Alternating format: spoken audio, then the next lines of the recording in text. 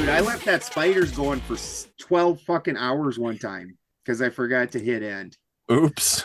Everybody's sending me messages like your stream is still going and there is nobody there. Oh, that's hilarious. There's probably people watching. Anyway, we're recording, so welcome everybody back to the best darn show on the internet, the Sharon show. We're really excited about our guest today, but before we get into that, we're going to do what we always do, and we're going to read a quote, and I'm going to keep talking because I didn't have the quote exactly ready, but people are used to that, so it's fine. But today's quote isn't actually, oh yeah, it is. I'm sorry. Here we go. When the student is ready, the teacher appears. When the student is truly ready, the teacher disappears. And that was allegedly said by Lao Tzu. Allegedly. Lao Tzu. The guy who wrote the Tao, allegedly. Yeah. Amazing. And I have a card. Ooh. The Ace of Swords. Ooh. I like your choice of decks today, Sharon. Yeah. Look at you. The Okay. Thoth deck by Alice. I think that's a great card for today's stream because swords, air, it's all about ideas and speaking, and the ace, it's something brand new. So I think this is something brand new we're engaging in right now, talking with Ben. It's going to be very amazing. So yeah, great card, Sharon. Yeah, I like it too. Yeah. All right. Well, I guess I will introduce today's guest. Today's guest really needs no introduction if you watch the Sharon show, I'm sure. Benjamin Balderson. I first seen him in 2020, and before he was even streaming, he was a guest on someone else's show. And ever since I've heard him, I've been intrigued and very excited, and I check in on him from time to time, and I always love what he has to say. So without any further ado, Benjamin Balderson, everybody, how's it going? Hail. It's going good. We're about to get a weird week of snow, and where I live so close to the ocean that it doesn't happen. I'm not that high up in the mountains. So very odd. Very odd. Yeah. And well, we have Benjamin Balderson on because we've never had him on, and it was a great opportunity to get him to tell us a little bit about his cosmology, about his spiritual journey, and how he arrived at where he's at. So I'm excited to hear about all that, and we can get into all kind of other topics too. But yeah, we'll start there. That's awesome. So as a little kid, my parents didn't really have any religion or anything that they followed. They just I think they were caught in the typical 80s. I was a latchkey kid. They were caught in the typical 80s material world. My mom worked at 7-Eleven, and by the time she was trying to move up to regional manager or whatever, she's working 18 hours a day. It's they didn't have any kind of spirituality at all. So mostly I started out with more occult than I did spirituality, where I was in 6th or 7th grade when those Time Life books came out. And they're actually kind of it's funny, out of the older generation of speakers, a lot of them talk about those books, and those books haven't kicked things off. I think Freeman Fly is one of them also. Where these books really they talked about more simple things like UFOs, but they talked about like leaving your body and being able to walk outside of your body, and all these different ideas that were just really, really wild. And especially for the time, this is the 80s, where if you go back and watch 80s movies, risky was getting a wet t-shirt damp and lightly seeing the shape of a woman's breasts on TV. Like that was woohoo. And this is the same time period where Dungeons and Dragons, it was such a heavily Christianized society, even though none of them followed their own religion in any way, and they were all materialistic. they still, any alternative thought was super criticized. This is the time period when Dungeons and Dragons was letting demons into kids' bodies and all this kind of thing. And according to they were literal government figures that were talking about that and taking kids and putting them into therapy and whatnot because they played Dungeons and Dragons and whatnot. Very similar to the homosexual therapy or that they have, where and still practice actually. But so it's that time period. So these thoughts were not readily available in the public at all yet. And this was pre X-Files and all that. So I started out with more of the occult side of things. And then as I got older, I got more interested in the different ceremonies and different things that people were practicing. And I started going to every one that I could ever go to, basically. I've been to Muslim ceremonies. I've been to Jewish ceremonies. I actually went to Jewish schooling for like a year that were the rabbinical schools. Because you can't talk about something ill or positive if you haven't actually went and checked it out, experienced it, gotten into it. And I just went and checked all these out. Native Americans, very interesting. Where I'm from, it's Lakota. Went to a bunch of their ceremonies. So where I ended up firmly settling was left-hand path. And there's a lot of discussion about what left-hand path and right-hand path is. And a lot of people just immediately try equating left-hand path to evil. But the way left-hand path and right-hand path work traditionally is right-hand path people are religious people. They follow a religion. They have a book of laws that tells them what to do, little rules, tells them what ceremonies to perform, things like that. Left-hand path people will do what they think is right. So whatever they think is the right thing to do, that's what they're going to do. They don't care about any of the books. Maybe I will align with this book. Maybe I will align with that book on my next decision. Maybe I will align with this one on my third decision. And maybe I won't align with any of them and I went my own way entirely.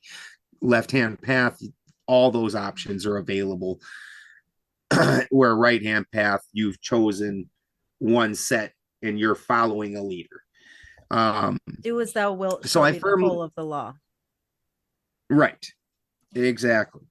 And so I firmly settled on left-hand path. And I didn't necessarily have any particular being or culture that I followed at the time. Obviously, I looked a lot at Hermes. This is where at some point in time, I developed Wilson's disease when I was 27 or 28. So this is also part of the path. And in the Wilson's disease, I started out with the normal medical stuff. But the problem is what they gave me was Seroquel and clonazepam. And when I would take those, I was useless. I couldn't bend over and tie my shoes. I would occasionally drool. And I wouldn't know it, like all of a sudden there's like dripping and I'm like, and that's me. Like, what the fuck? It really, and I would sleep a lot. I would just go into like these comas. It was really disturbing. And I found out that cannabis would alleviate, because what Wilson's disease does is give me grand mal seizures. I can't process copper correctly, and I get a copper buildup into my system, and it ends up short circuiting in my brain, and I end up having a grand mal seizure. And cannabis helped that a lot. So then I started working on doing my own extractions and making that a more strong medicine. And some of the different alchemy and occult books I was reading at the time, the steps were matching up with the things that I was doing, only I wasn't putting back in the salts. And when I started matching it more to the alchemy, then all of a sudden everything changed, and like, this really works. This is amazing. And I started changing the way I started doing everything. So then I just firmly was on more of the left hand path alchemy side of things. And that's another thing with left hand path. I'm able to go do things in the lab, and I'm able to match my worldview to that. I don't have to go on to what somebody else has said. I can go prove what I'm saying out in a lab. I don't need a leader. Nature is my leader. And so then again, I just really enjoyed studying the myths still and the different stories, because every single one of them had truths in it and beauty to it. Um, and for whatever reason, I had always stayed away from the Northern European. And I don't know if that's a social programming thing where they really have demonized that. And if it's not demonized, it's turned into a cartoon. Um, so I didn't take much seriously with it, but then at some point I started reading something on it. I don't even recall what it was at first, and I was fascinated. I was like, wow. Oh, it was the Havamal, straight up. I was going through videos or something, because I like to listen to videos while I'm out in the field working. You got them fancy little speakers and all, and you can just download a show and sit there and go out there, and I'm sitting there shearing animals or whatever I'm doing, and I can listen to a show. It's a good time. And I was listening to the Havamal, and as I'm listening to this, I'm like, wow, like, did I write this fucking thing?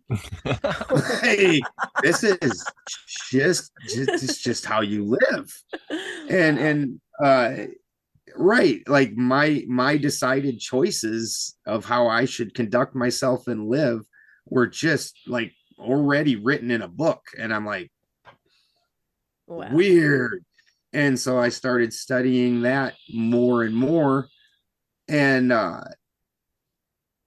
then as I'm doing that, and as I'm working on some of my different things, and the thing I was working on at the time was the tree of life and trying to figure that out. And on my property, I lived out in the mountains, and there's this awesome stream that I had at my other property. Really, the entire reason I bought the property. I know. That's what I'm saying. It sounded like a damn jet coming in earlier, and it doubled the trees over. Yeah, they are. That noise is the wind. If you guys can hear it, that's crazy, and we don't really get that much wind here. This is going to take out a lot of trees, but good thing I sharpened my chainsaw this morning. So as I'm reading these stories, they make so much sense to me, and there's such just a completion of the way things work, as opposed to other cosmologies that I've looked at, especially like on the creation side of things. It was just absolutely beautiful. And I'm looking at the tree of life in and of itself, and I'm sitting on this. I call it my wizard's rock. And I would sit over this vortex and just stare, and this is where I just kind of do my form of meditation. And Odin said to me all of a sudden, the what's normally considered the tree of life, and as far as heathens go, theirs is a little bit different than the Kabbalistic. But then when Odin that appeared in front of my mind, but there was 3 of them, and they were swirling around. And it says in my mind, I was 3 minds. And then that was it. That was what I got. And it was the only time I've ever, despite being to all these ceremonies, at some point in time when I was an adult, I couldn't tell you exactly when. I was already out living on my own. My parents converted to Christianity. So I've been to their ceremonies, seen all their things, and this is the first time anybody has ever anything had ever really spoken to me, and it wasn't much. And then he told me, right before I opened my eyes, I heard you were the spider. And when I opened my eyes, there was a giant spider web right in front of me and the spider on it, and it was pulsing, and I could see that it was like controlling, like it was checking out and doing this whole web. And I'm like, and this definitely wasn't in front of my face when I sat down. And I'm like, weird. Wow. And then it took me a long time. I was just all of a sudden information was just flooding in my head a lot. And it took me a long time to figure out the tree. And it's through alchemy that I figured it out. And matching it up just with the way the world works. Because when he says he was three, there's three components basically in alchemy. It's sulfur, salt, and mercury.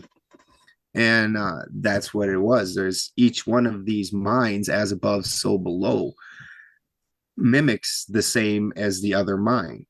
So, like when you look at the this traditional cell salts of the body, there's 12 cell salts. Well, then when you look at the oils now, the oils of the human body aren't traditionally talked about, but this is part of why, as an alchemist, you always take things down to the plant level, because the plant level is easier to understand, and then you take those understandings up to the higher level.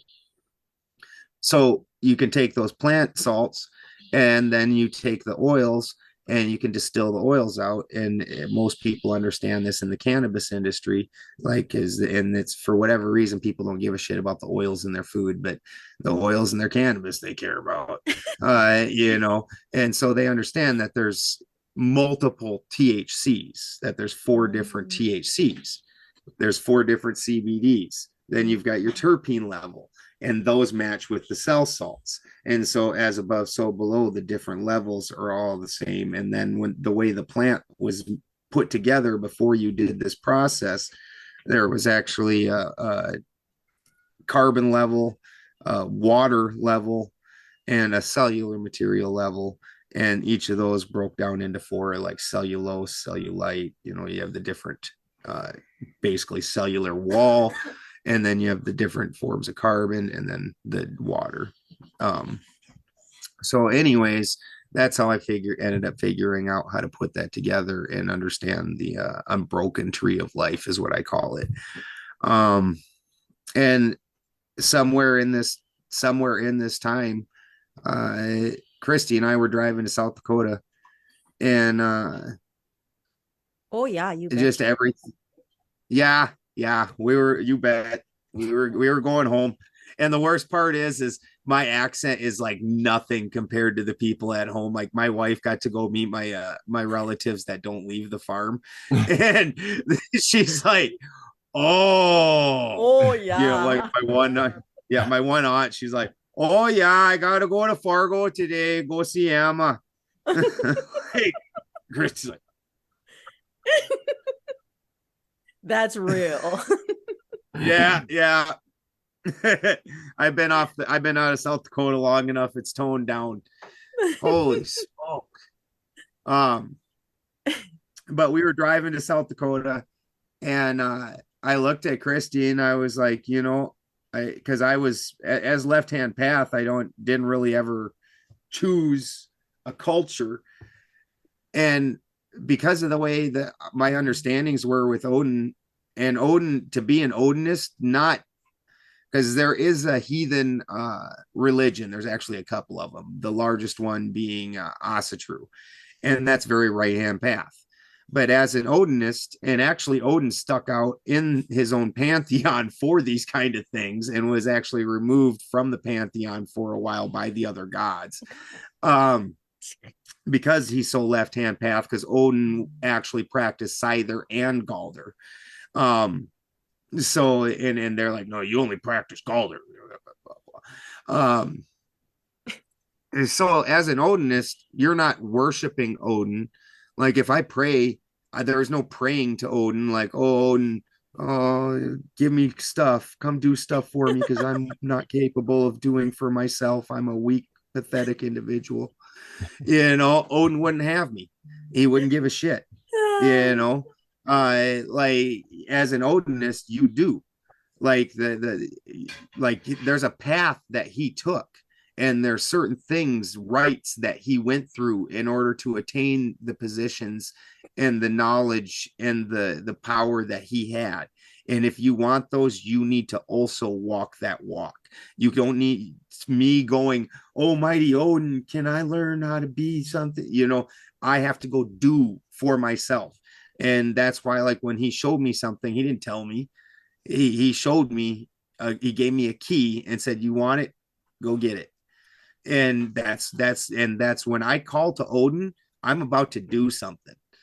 And I'm trying to go ahead and look, like, just like I hope my wife's watching. Like, I'm about to do some shit. I'm not crying. I'm not begging him for nothing. And he wouldn't respect me if I did. Because that's victimy. So what's that? It's like victim consciousness to be like, oh, I can't. I need someone to do for me or whatever. Exactly. It's totally a total victim consciousness. And then it takes away all your power, because now the situation isn't something I can help or I can control. Only God, some God can step in and deal with that. And that's just not true ever. That's, you might not like some of your options. The God. Exactly. You are the God that creates your reality. 100%. 100%. And some people have more control of that than others. And Odin walked a certain path and went through certain things. And if I want to achieve the level I'll never be Odin, but if I want to achieve a higher level like he did, I have to do the same things. I have to walk the same walk, and that is the left-hand path. And so he's not really my like guru or anything else. He's just a teacher. And I have lots of teachers, some of them on simple things, some of them on complex things. And so, and as far as the culture, that is my roots. And when I look at plants, I can take a land race plant. And again, people, for whatever reasons, understand these things are cannabis and not other things. But I could take a OG Kush that is a Northern California plant. And if I can take it over to Arizona or, Colorado, South Dakota, wherever, and I can make that plant grow. I'm going to have to every one of those instances put in a substantial amount of extra work in order to make the conditions that plant is going to thrive in Northern California. I can go blink and zick that thing out into the field, and all of a sudden come spring, that thing's like, hey, and it's huge, because there is something that your salts tie to the land, and you react differently to that. And my heritage is Germanic primarily, and that was where they followed Odin. And so when I went to connect to that, all of a sudden all the paths were super easy. All the things, like I said, the first time I read the Havamal, it was like, did I write this? This is just how I live. Like, as opposed to having to really work at understanding. So that's the cultural path that I choose. Now, as far as and some of those things, that the way I act, they are just slightly varied because of the Havamal. I wasn't near as friendly as the Havamal calls for. I had to adjust that a little bit. I was always very friendly and a fairly helpful person, but like the Havamal's super strict about it. So like something like this last summer, this tweaker chick, or I'm pretty sure it was meth. I couldn't guarantee it, but she shows up at my trash pile, and I live out in the middle of nowhere. it's a almost hour drive to get gas or buy a pack of cigarettes. Um, so yeah, I'm like, and this lady's just standing barefoot at my trash pile, just looking around. I'm like, the fuck? And you're normal. And then I went up and tried to talk to her, are you looking for someone? And the first she says something and I'm like, are you looking for that person? And then she says some other thing and I'm like, are you that person? And the whole time she's holding this piece of plastic up and talking to me through it. And I'm like, so then I turn around and scream for my wife. There you go. And fuck, she's crazy. Damn it. And but we still took her up to the house in case she was having some kind of a sugar crash or something like that. We made her a smoothie out of some fresh fruit, and then ended up taking her to the hospital, where those people could deal with it. But we still had to show her hospitality and do right. That's just a fact. And I don't know that I would have necessarily been that hospitable before the Hava. I might have been like, get the fuck out of here, you crazy tweaker. Like, yeah. So it did slightly vary me, but not that much. Like I said, maybe I would have recognized that she was obviously not medically sound. So yeah. In her right mind at all, didn't know who she was. Is Horrible. I was just gonna quickly ask, is Balderson? It sounds Scandinavian. Yeah. Okay. You bet. Like I said, mostly Germanic. Few things in the area mixed. A little bit of Scottish, which there were actually all the settlements there. But it's are all very similar stuff. Like even Scandinavians. Yeah. I mean, they're the Norse gods and stuff like that, right? I mean, it's very similar. Exactly. And at one point in time, that was all just Germania, and it was just tribes. And the ones that are well known are the ones that interacted with Rome, but Rome barely got in. Like they only interacted with like I can't even remember. It's like 8 tribes or something like that out of like 100. So yeah, that's where my people are from. Like, it was hilarious. I've got 2 aunts that really wanted us to have African American mixed into us. They wanted it real bad, and they're both like straight up on the Black Lives Matters and all this, and they were on that bandwagon. They were on that bus before they painted it yellow, right? And so for years they like, because one of my relatives has like a little darker complexion. And so they wanted it. And then when them DNA tests came out, I certainly didn't do it, but my daughter and my dad did it. And they're like, yeah, you're white. You are so white. It's beyond white, people. It's blinding. Yeah, it's ridiculous. And then there was actually 1% that wasn't just directly Germany and just that little surrounding area right there.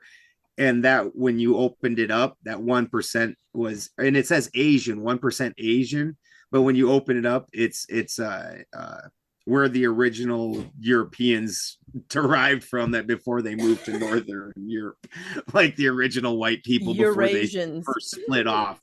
Yeah, like, it made me laugh so hard.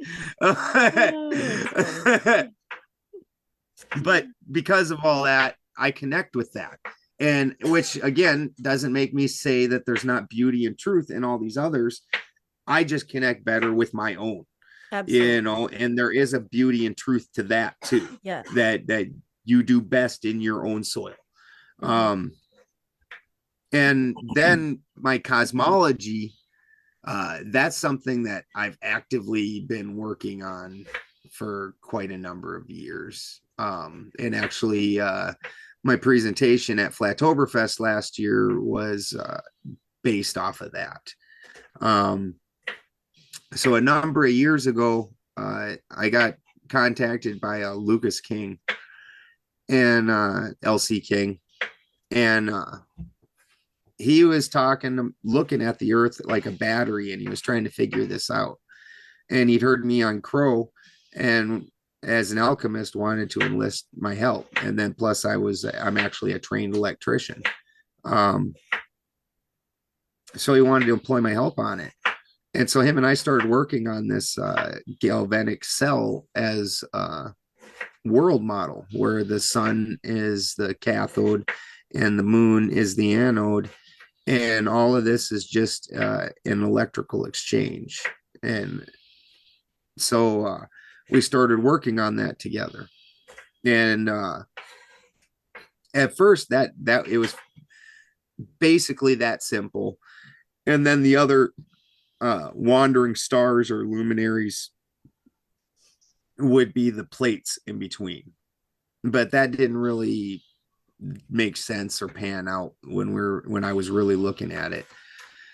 And so kept working on it and ended up with my own system where I had to add in Polaris and then Neptune into the traditional system, where Polaris is then the crown.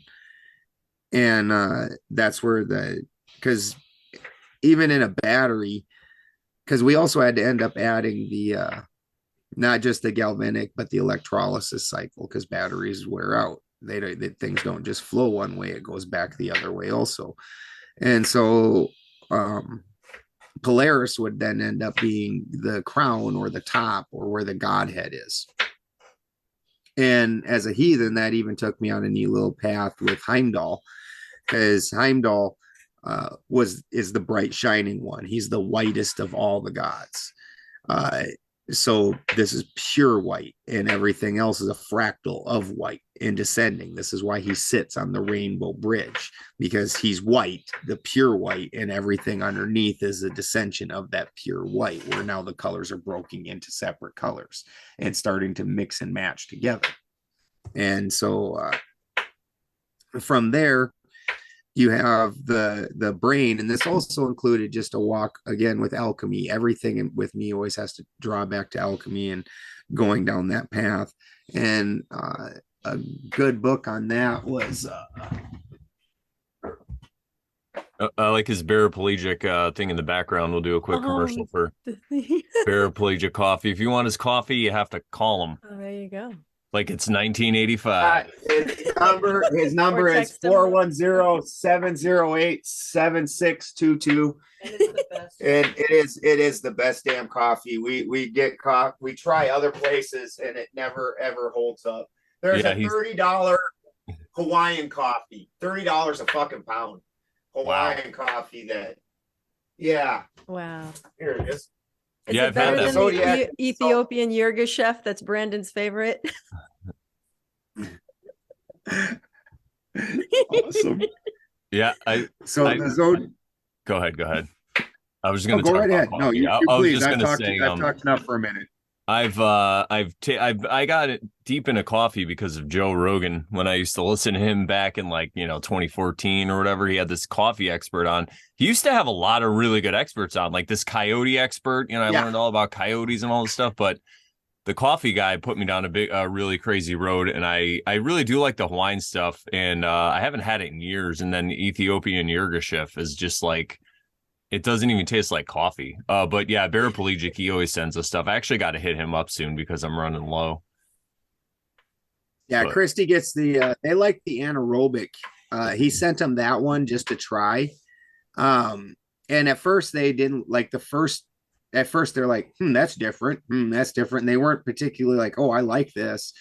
And then all of a sudden that's all they want is the Then we tried the other stuff again. Yeah, because then they went back and tried the other stuff, and paraplegic period is so much less acidic than the stuff that because we were getting even the nice stuff from the store. Like there's a famous local coffee place here in Humboldt, and we were getting theirs. And when we had run out of paraplegic, and I walked by the sink, because Brian was making a cup of coffee. And I'm like, why does that smell like burnt acid? Oh, that's horrible. And that was their Highline famous coffee.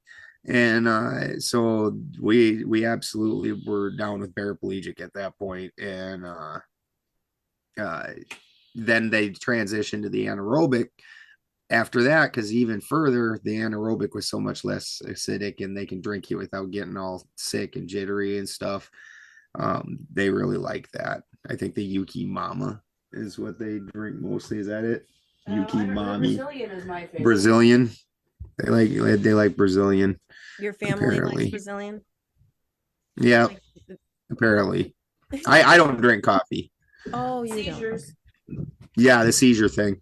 Oh, that makes sense. So it still affects you then, the stuff that happened to you when you were young. Yeah, for sure. It's now I just regularly keep my seizure threshold down with regular cannabis use. That's just a fact. I don't usually get myself all loopy, but I keep myself at a dosed level all day. But if I do things like up any kind of an upper will bring my threshold down. So I'll start getting like where other people get the little bit of jitters, I get super jittery.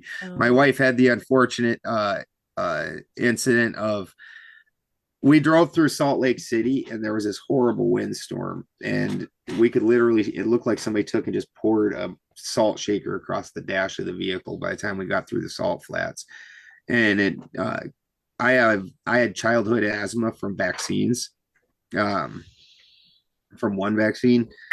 And I'd mostly outgrown that, but still like that triggered it. And I had to take a hit of albuterol, and just one hit of albuterol, my poor wife had to deal with me through that. Like, it's not good. It's not.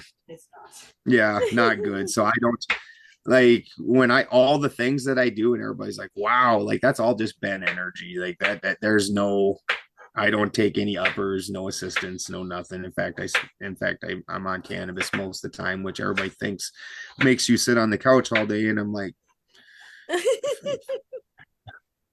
You're Sharon. if I had any, yeah, out running a whole farm and running like mad constantly.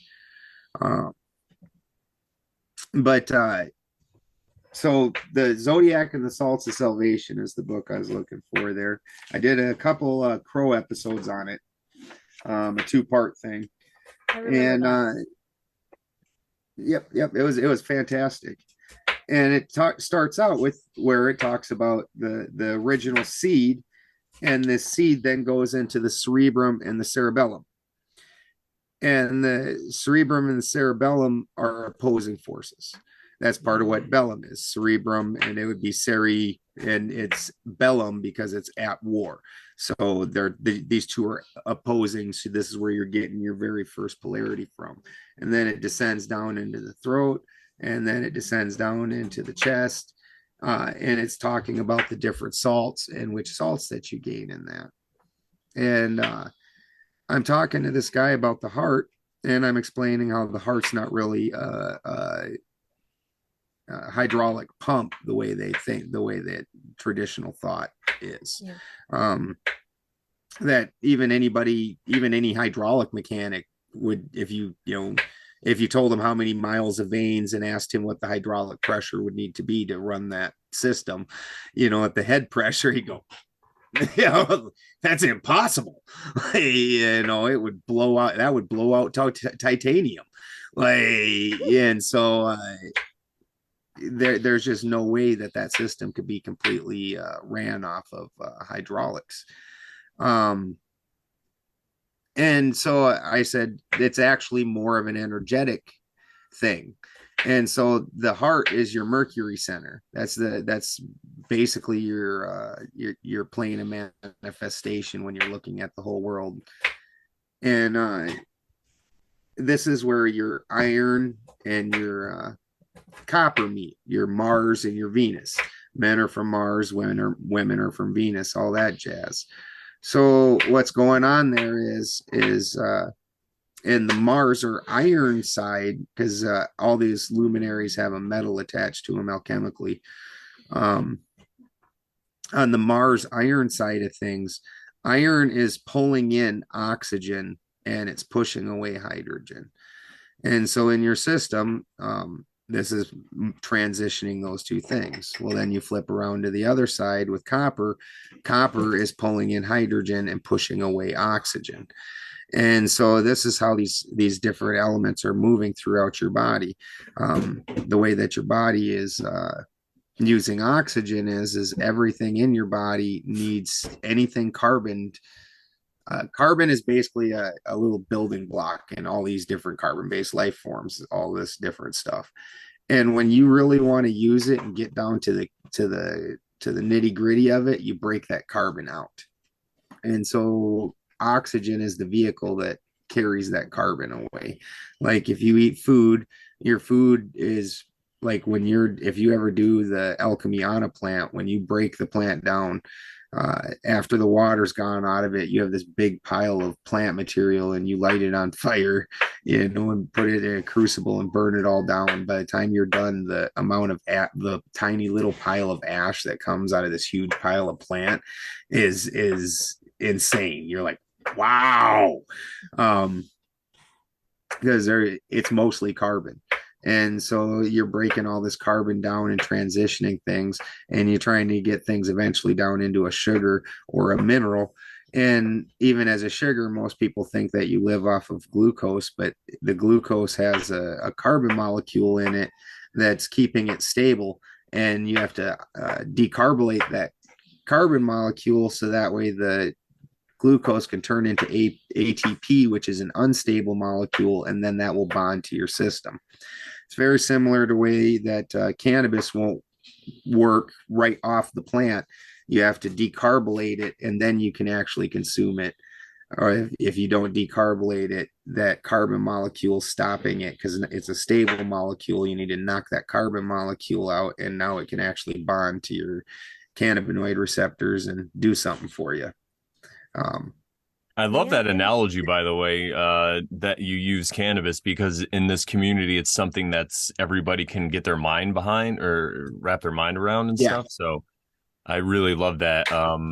You should maybe write a book and involve that. I'm just, anyway, continue, sir.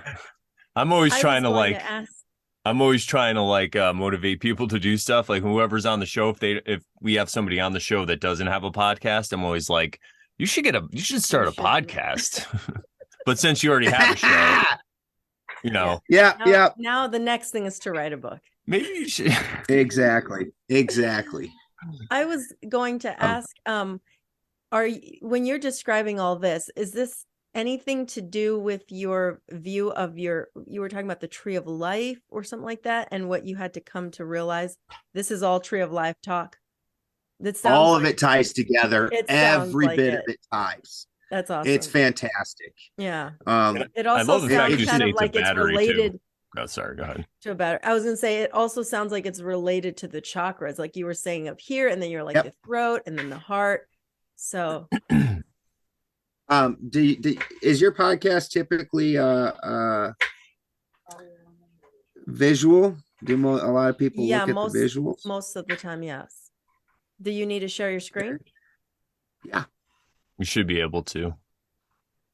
I think I have that as a default setting now. All right. There we go. So, perfect. Yeah, with that option, that makes it a lot easier. I actually just got this computer so I can try and do this in a real nice, clean way and animate it and everything. So this is all this talk about the heart, and okay, so then that's the oxygen side. Then on the hydrogen side, once you've broken these things down to a mineral, or hydrogen side, once you've broken these things down to a ATP or down to a mineral salt that you want to incorporate, that a salt crystal is awfully hard to incorporate, so you need the hydrogen. When something's wet, it's actually hydrogenated. So you need that hydrogen in order to drive that fusion. And we can talk about that again later too, because that's all part of the battery of the universe. That's not just your body. So that sets up a polarity here too. And so I'm like, wow, there's just no chance that this also isn't a polarity. And um, this is just missing out of everybody's works for whatever reason. So I started working on this. Now, alchemically, if you study these things, there's nobody talks about Polaris and a metal associated with it. So I got a hold of Crow. I'm pretty good friends with Crow and their team, and asked them to access like Fortune Saint Germain and some other people. So, and then even Fortune Saint Germain had a hard time with this and had to access some of his groups of people. I And remember that conversation that when As Crow do was I. talking about it. yeah, it was pretty cool, and also makes me feel good that things I can't answer, other people that are like, like super high, supposed to be super high up. Well, I'm not saying he's not. I wasn't, but I'm saying We if know I you're can't saying. answer it, and they're like, I can't. They're like, I can't answer this either. It's a good It's the same question. feeling like when. Yeah. Right. Yeah, it's like, yes. Other things I could figure out. This one, even like if the other day I had to drill these legs that I was on this project I was making, and my equipment was just not cutting it, and I took it into a shop. It was cutting it, but it was just really, I was really struggling. So I took it into a shop, and then I watched him struggle every bit as bad as I did. I was like, it always makes you feel good, like Yeah. it wasn't just me. Um, so anyways, then I also had to add in this Neptune root, which I don't know why Neptune's never added into the system. So this ends up being, here's your crown chakra, and your crown chakra is tied to Polaris. And this is going to be platinum and your white metal. And then that descends down into a polarity, because this whole headset right here is going to be this tree in the tree of life. And so when you flick back and look at it, this is its own battery. This is its own battery, and this is its own battery. So inside of this battery, there's a polarity here, which is going to be your cerebrum and your cerebellum, or the sun and gold, the silver and the moon. And this is going to be where the chakra on that, then the center, that's going to be your third eye, is going to be the center where them two polarities are playing off each other. And this is going to descend down into Mercury.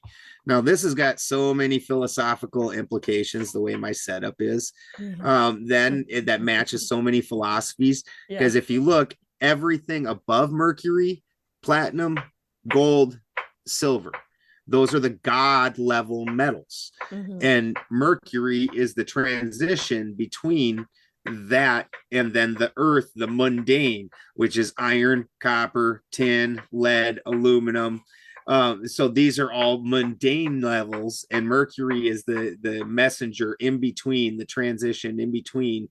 So he's part of this whole pantheon here, but see right here, he's on the lowest end of it, so it reacts with us. Super neat. Yeah. Then from Mercury, you transition back down into a polarity, because now this is its own battery. These things are their own battery. And so here you've got the polarity of the heart, or the iron and copper polarity, the man, woman, Mars, Venus polarity. Then that settles down into the solar plexus, which is tin or Jupiter, your Thor, your beast man.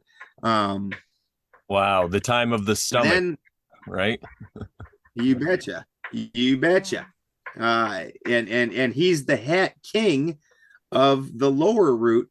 Like, as a heathen, Thor is the king of the common man. He was followed actually a lot more heavily than Odin, because he spoke. Yeah, exactly. And he spoke for he spoke for farmers. He was the man who stood up for the people. There's actually the Lay of Harbard. There's one part in it where Odin starts in the Lay of Harbard. Odin's picking at Thor through the whole thing. But one of the things he picks at is he talks shit about the common man. He's like, you're at best the god of the common man, and Thor gets angry. He's like, you would talk about the normal people like that, just gets fiery about it. Like, so he's the king of the common man, the root area. And then this one descended into the Saturn and Uranus conflict. And again, each of these conflicts is well known. Each of these polarities throughout history, where Uranus is the original sky god, and then Saturn rips Uranus's genitals off. Where's this area right here? The genitals, the sacral. And Saturn rips it off. You've got the polarity right here. Well, that's lead and aluminum interacting with each other. And then that descends down into Neptune. And Neptune was the other one that I could not figure out. And that one ended up being lithium. Now, lithium's super interesting because lithium really controls the uptake of other things and how you interact with other things as far as metals and your body and your water. Super interesting. Now, just to interject quickly, isn't lithium also used for people who have bipolar disorder? Absolutely.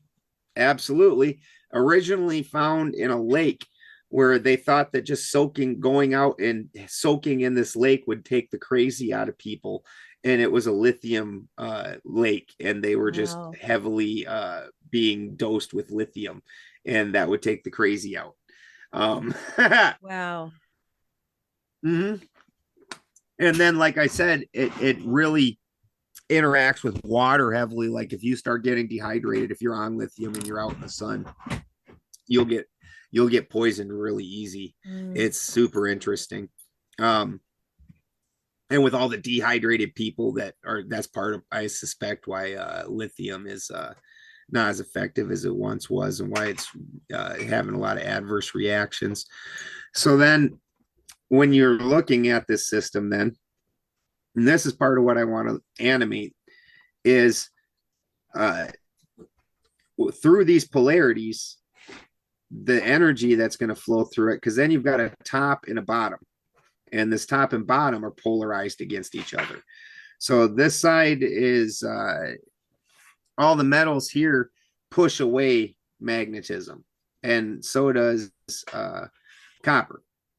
And this side's more magnetic. With iron, when electricity hits iron, that's ferromagnetic. This drives the entire system. This is why this is your plane of inversion. Like, when you look at the tree of life, this is your heart. And so this particular tree, this is your ego tree, is your plane of inversion. This is where your heart is. This drives the whole thing. Well, when that hits this, when that magnetic field hits copper, it tries to push it sideways. It creates a whole cavitation, and it drives the whole system. This is where you get your magnetic and electric. Basic generator works off that same principle. And so then from between top and bottom, there's also this whole polarity. So as this energy is moving, it transitions back and forth like a snake, from left, and then moves over to the right over here and left, because of the way the magnetic and energetic field are pushing each other. And then this one's doing the opposite. So you have a polarity. It's your polarities at play, and then your polarity between the top and the bottom. Now, what's super interesting then at the end of this, and I'm trying to leave a lot of time for you guys to talk, so I'm trying to no worries, hurry through this. But where the snake head then bites the tail, because this is then becomes the snake, and the same thing with the tree of life.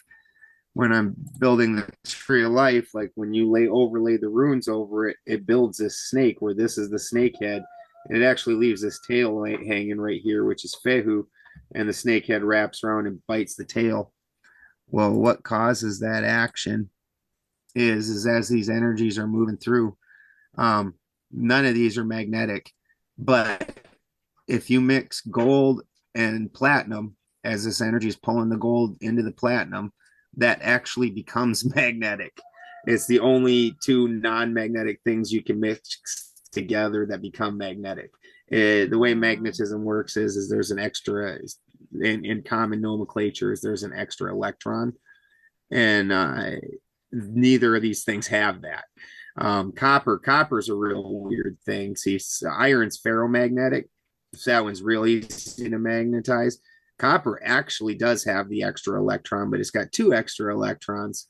And so those two extra electrons are pairing off with each other, which it really shouldn't happen, but it does. And so it makes a really weird field around copper, where the other ones, it kind of just wants to push it off to a right hand push, a 90-degree push. But anyways, the gold of the sun pushes into the platinum of the crown, and then this becomes magnetic, and then that turns around and the snakehead snaps around and bites the tail, and the whole system becomes a flow. Ice Age. Titties. Yeah, Mike, that's funny because my kitty's coming over to me right now too. Must be something about this talk of batteries. Yeah, I think that's amazing. The one question I did have was, now if you have dead legs like paraplegic, does this system still work? No, I'm just kidding. You know, there are a lot of people that talk about in different cultures where that's an energetic block as much as that is a physical block. That there's something going on with paraplegic's root, that it might not be right at the root. It could be somewhere, you know, on that anywhere in between, that's causing him to not react to his root area. Very interesting. Well, I'm glad I made that joke, because I was totally joking, but that makes a lot of sense. Yeah. Yeah, it does. Yeah, well, and I it's mostly because it's mostly just because he's a gimp, though. That's what I would say. We don't make claims on the Oversharing show, but we can make that one. No. It makes me gonna have to go ahead and co-sign on that. It makes me think of Eileen McCusick's talks about the body being, you know, an energetic, electric, and how all these, I suppose, all these not necessarily diseases, but malfunctions or whatever the body is going through are energetic. And could it be that, you know, with the right healing technique and the person actually being able to have the desire and the want to clear that, that healing could be possible. Yeah, and the belief in it as well. But go ahead. Well, it's such an interesting topic, period, because there's so many different paths to look at that. So, like, understanding that your body, your carbon body, was built around an energetic field that was guiding it. So that who you are literally guided your carbon body into part, at least to some extent. There's, you know, there was genetic markers there was certain things that it was certain paths, but who you are and the energy that you're picking, that guides that field. And this is how you end up with, like, people that were certain people that are very strongly a certain archetype. They look the same. You're like, what the fuck, is that the same guy? You know, and historically, guys that have filled the same role or had the same position, you look at him and it's like the same guy. And this leads to the whole conspiracy theory where some of these people never die and all that. Yeah. No, it's that person is so strongly that archetype that when you look at it, that's what you see. And their body filled that in. That archetype has a very certain energy to it, a very certain shape. That's You know, awesome. That's you so can walk up. interesting. Right.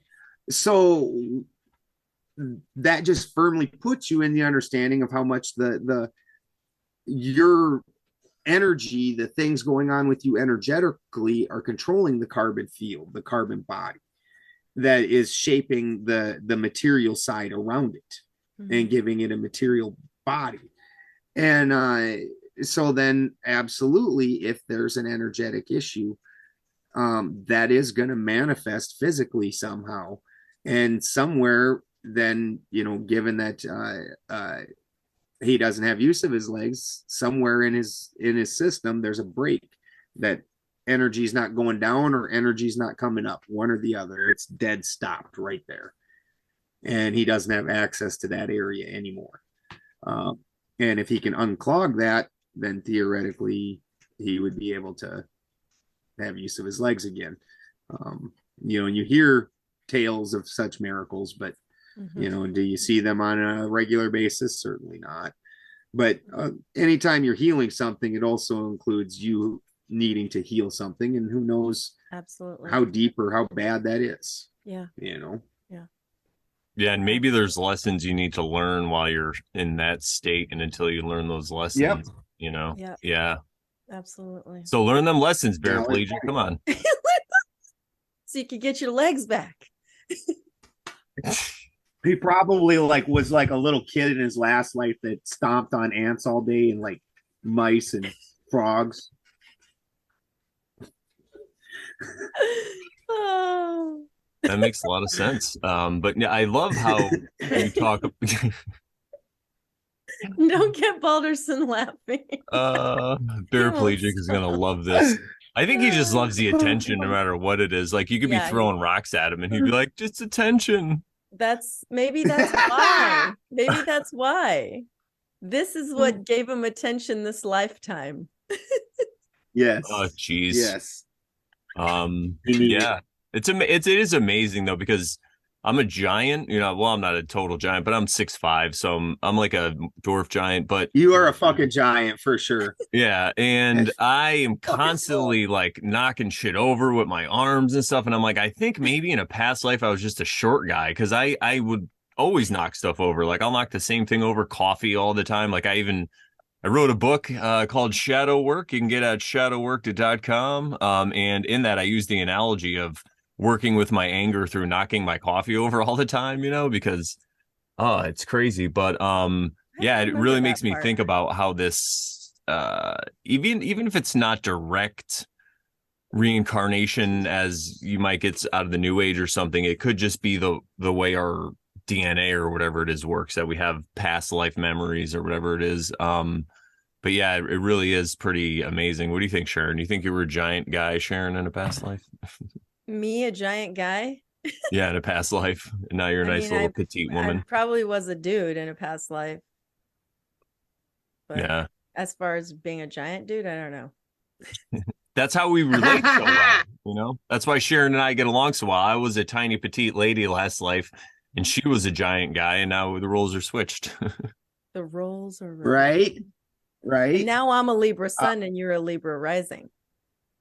Makes you think.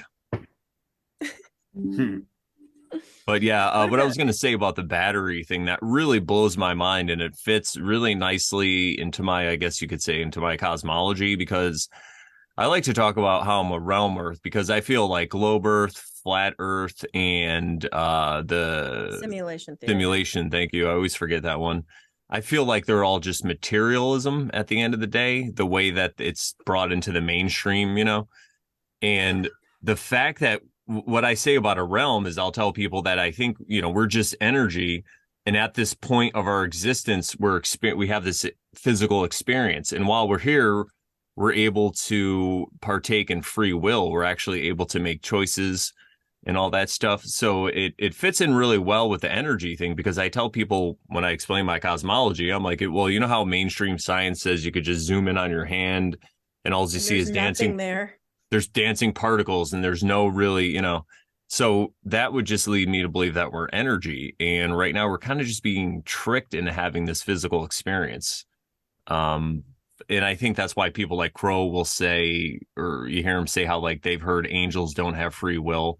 I think whenever our energy, our consciousness is experiencing that realm or that vibration or manifestation, we're just kind of a polarity and we're kind of dancing along. And then as we cross back to this physical realm, even if you look at it as like the lemniscate or the figure 8, you could see that cross, and we all know the cross is like a really big symbol, right? Maybe that's what represents the physical. You know, we're hanging on the cross, we're the hanged man, all that stuff. So, oh, here we go. So when you look at it, these are etheric beings. This is your earth level. I call it the plane of manifestation. And so this is the earth plane right here, your carbon plane. And the carbon plane is relatively flat. Now I don't call it flat earth, it's flat plane, or realm, that's a good word. Because we all recognize that there's a dome, a firmament holding above. And I don't know if people think that it's just like nothing below, but we've drilled 8 miles and got nowhere near the bottom. There's obviously what shape would the bottom be? I mean, would it not be also semicircle? So then that means that the plane that we're living on is the flat plane, and this whole thing is eventually a circle, and we live on a flat plane. And they've just convinced us we live on the outside of it rather than we're living on this center part. Now, when you're talking about etheric, right. So this is your will center right here. Now, when you're looking at etheric beings, here's your carbon plane right here. See how this slides over? And what's going on is you are 2 polarities. And see, the ether theory people are coming in and basically taking the opposite side as particle theory. And they're both trying to make it into one story, and it's not. So this side's your sulfur, and this side's your salt. This is your material, and this is your immaterial, your pure energy. Now, pure energy can't just decide to be things. It's chaotic. It's pure chaos. So it needs a structure in order to structure it. This is where your salt or your crystal side comes in, and your crystal side structures that thing. Now, your will center is right here, your Jupiter. Now you can see that this is not where they are, and so these etheric beings don't have free will. They know, like, they have all kinds of higher thought, but they have no power to actually make it material. That's why they're always nagging at us now, and trying to interact with us. Hail.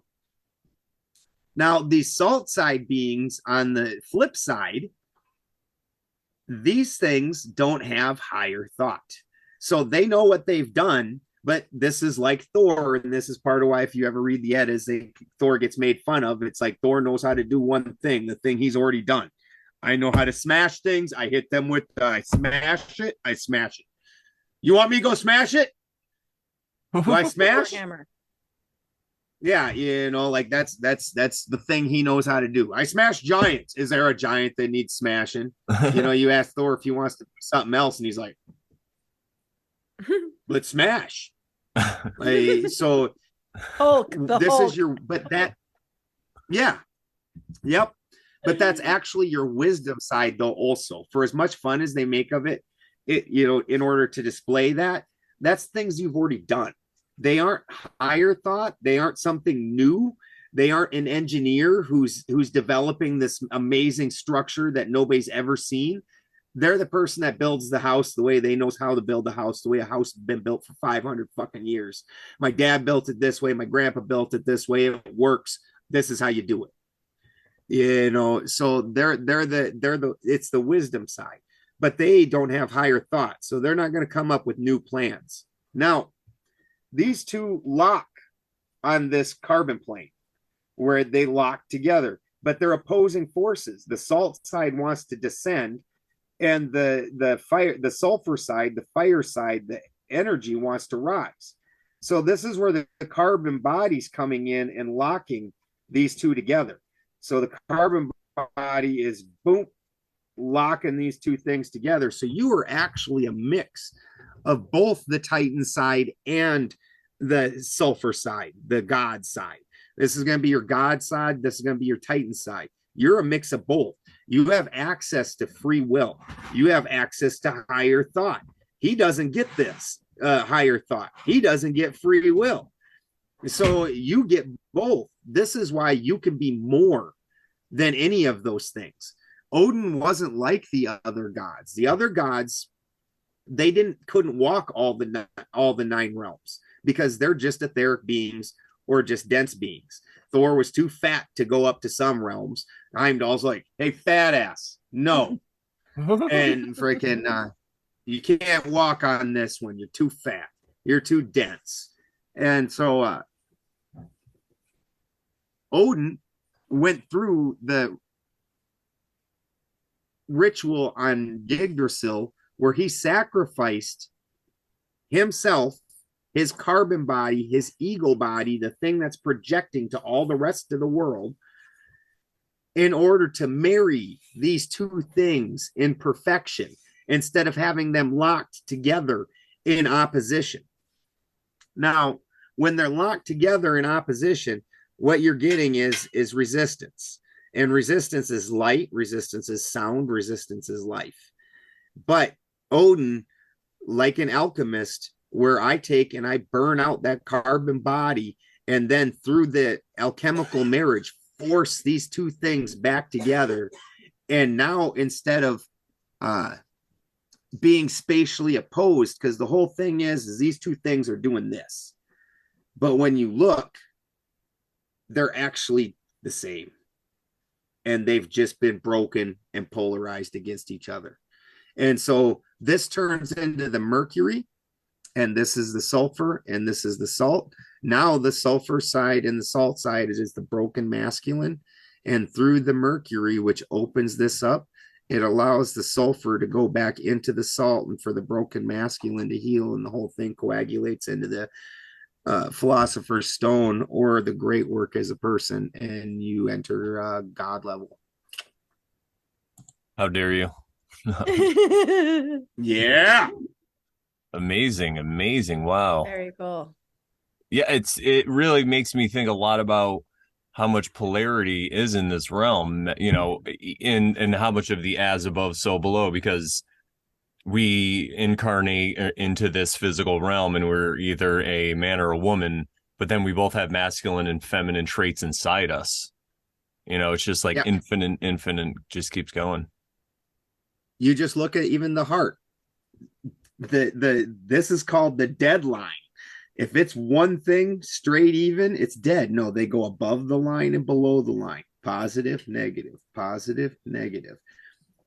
Without that oscillation, without that polarity, there's no life. Frequency, vibration. Mm-hmm. With that crazy lady, just like that's the symbol for crazy, right? Because they're just going back and forth. Yeah. Yeah, they're caught in a spin right here. The ones that are crazy, they're caught in a spin. It's the flow. It's no longer a flow. It's just one spin. No polarity between this and this anymore. It's not a flow of back and forth. It's and when you get stuck into you see this a lot in the conspiracy world. Ooh, some of the shit they can spit out, and it starts getting further and further from recognizable reality. Oh, yeah. You know. Yeah, you could see that a lot with some of these psyops that are happening. It's amazing. People think that everything is fake, and you know, I tell people when they say that to me, I'm like, you know, I don't think, like, somebody will say, oh, there was a train crash in Ohio, but then they had a movie about it. I'm like, well, yeah, didn't you just explain amazing synchronicity in your life? You know, these are the same people that are telling me about all these synchronicities. I'm like, don't you think that synchronicities happen, or maybe, you know, yeah. I don't like to give them all that power. I don't think, you know, they're not. Yeah, you get it. 100%. There's so many things people don't even realize that are so mindless. Like especially in my older videos, I don't get this as much anymore.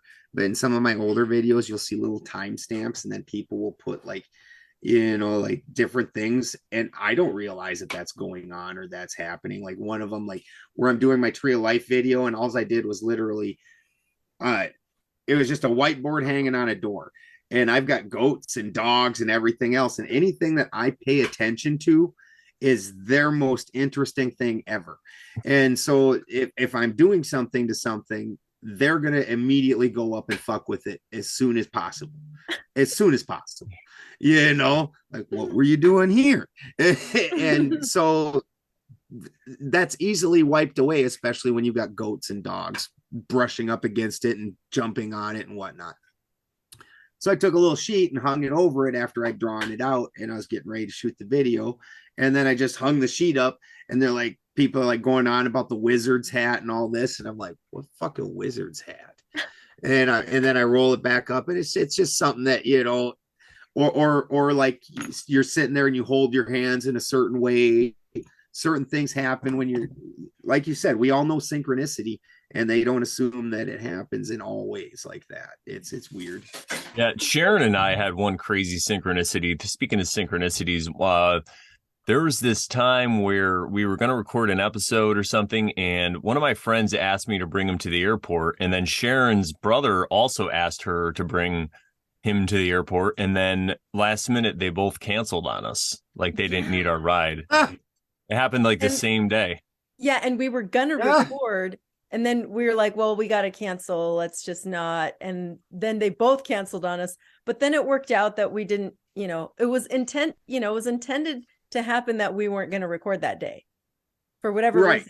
But it was both airport things. It was so bizarre. Like, that doesn't happen. That, like, my brother never asked me to take him to the airport, and his friend randomly asked him to take him to the airport. It's like, that's crazy. Yeah. That's crazy. Yeah, Sharon and I have a lot of synchronicities like that. We should start writing them down. It's crazy. And she's in Arizona and I'm in Connecticut, so it's very interesting. Yeah. Yeah, but unless you have some topics to cover on synchronicities, I have a question for you. No. So, heathens and pagans, what is the difference that you can tell us? Like, I've heard that they're very similar. Maybe one's from the mountains and one's from the plains or something like that. Basically the way that pans out. Okay. Pagans were more the way it's panned out today anyways.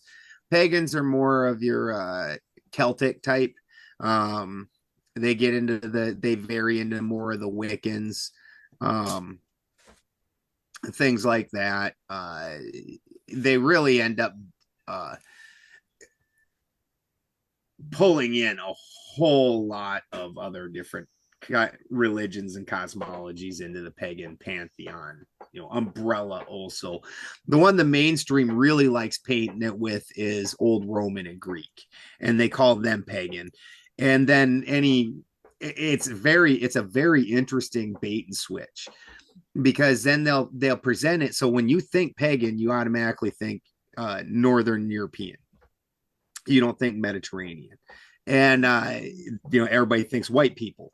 Well, then the weird rituals they will describe are always out of Roman or Greek. Like, oh, they ran around beating women with bloody strips of dead animals, things like that. It's always Roman and Greek crap. It's never Germanic. It's never Odinist. We don't have any of those fucked up rituals like that. It's very interesting. Actually, our society was women actually had a lot of rights, and if a man wasn't being right by her, she could divorce and take stuff, like straight out. I was going to say, could it be that it was a demonization of the pagans because they weren't following they weren't going to the cities and going to the church and doing what they were told. So they were like, oh, those people out there who actually follow the sky clock, they're evil because they're not doing what we're telling you to do in the church. 100%. And like at that point in time, they even called it people don't understand this when they read the histories, but they do little tricks like the world was Greece, Rome, the all the way to India even, and the barbarian lands, that's us, that's my people, that wasn't part of the world. Those were just barbarian lands. Like, so there's a lot of little tricks in their words when you start reading through history where they play little games like that. And of course, because we were barbarians, not part of the world, somehow we had our own languages, our own written languages, all kinds of different things. But then everything somehow descends from this area that moved over here. It's all pretty damn nonsense. It's kind of amazing, though, not to cut you off, but I know like a lot of people will say, oh, it's so terrible what they do. But I stand kind of in awe of it because what I see is, a lot of inversion, but and people say, oh, they're using it to control people and it's so terrible. But I see a lot of people who need that structure or control in their life. It's like a master slave dynamic, so that's right hand path. So that's why I'm not that I'm like, it reminds me of, you'll get this one maybe, Snake Eyes and Storm Shadow from G.I. Joe. You ever watch G.I. Joe? Yeah. Storm Shadow's he's on the side of Cobra, he's the ninja, and then Snake Eyes is on the side of G.I. Joe, the good guys, but they still had this honor amongst them. That's kind of what it reminds me of. I still have honor for them because I don't want to fucking control these people. You know what I mean? Like, someone's got to do it. Well, and eventually I had to come to an understanding that the very first person that believes what I'm talking about is right hand path. Like, the very first person that, listens, you're shitting on those people. Anybody that's going to, agree with what you're saying and follow it, then you're shitting on those people. And it's super interesting because then, like, if you ever get into the Dune series. Oh, God, yes. What a man. synchronicity. Just quickly, because I have to brag about this, but I don't really watch a lot of other stuff. I watch our show because it's the best darn show on the internet. I keep up with Owen because he makes me laugh. And then lately I've been watching or listening to the Dune series. So I went through and listened to all of them all the way up to the end, the 7, not the whatever. And now I'm back through and I'm at Heretics of Dune. So yeah. Anyway, go ahead. Nice. So you can make the Dune references if you want. Please do. That's why I said the time of the stomach, Leto. Nice. Wow. So after Paul conquers the Empire, he obviously immediately becomes the Empire. And then all of a sudden he's the God Emperor and all this. Well, then he immediately also starts noticing that the things that he was teaching get twisted and turned, and it all becomes meaningless ritual. And once you take the heart out of something, you can turn it into anything. It's the heart of it that really gave the life to it and really kept it on. And he ends up bailing on his own empire, becoming the blind prophet, screaming about the fall of his own empire, and that is so amazing to me. So when you looked at heathen society, it was very left-hand path oriented with right hand mixed into it.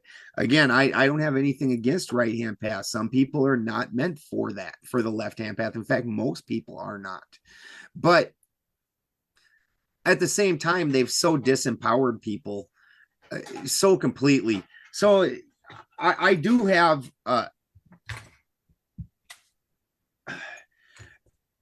Christ's, Yeshua or Christ, his messages were not bad. They were actually good. But there's such a disconnect between Christians and their own cosmology. And that's been allowed to happen because they don't educate themselves in their own cosmology at all and don't take any responsibility for anything. They've been sold this free ride. And with the free ride, which sounds good, hey man, just say my name at the backstage and you're in. You're on Team Jesus. Like, and that sounds awful good, but it's entirely disempowering too. Now you are a piece of shit that doesn't have any control, that you can't save yourself. It's only through saying you were on team Jesus that you were worth anything. Like, so everything was his. um it's such a horribly disempowering, and it takes away all your responsibility, especially when you follow that path of, well, geez, all I had to do is say team Jesus, doesn't really matter how else I act. And you end up with some real shitty Christians doing things like the fucking Dark Ages, where they're going around torturing the shit out of people and being okay with it.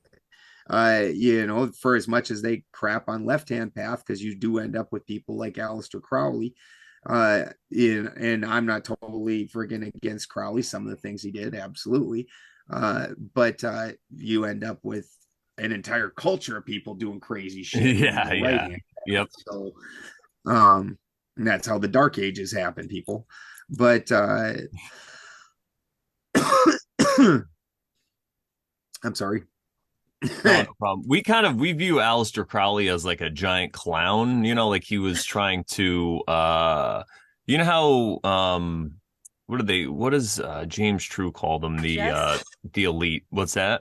Oh, I was gonna say the jester, but go ahead. Yeah, he was like kind of like the jester, even though he was probably ushering in some crazy stuff. He was being the clown. That's why I kind of respect him for that. But I know what you're saying. People will always take stuff and go crazy with it. Like I always wonder what's going to happen with Owen Benjamin's message years from now. It's really intriguing.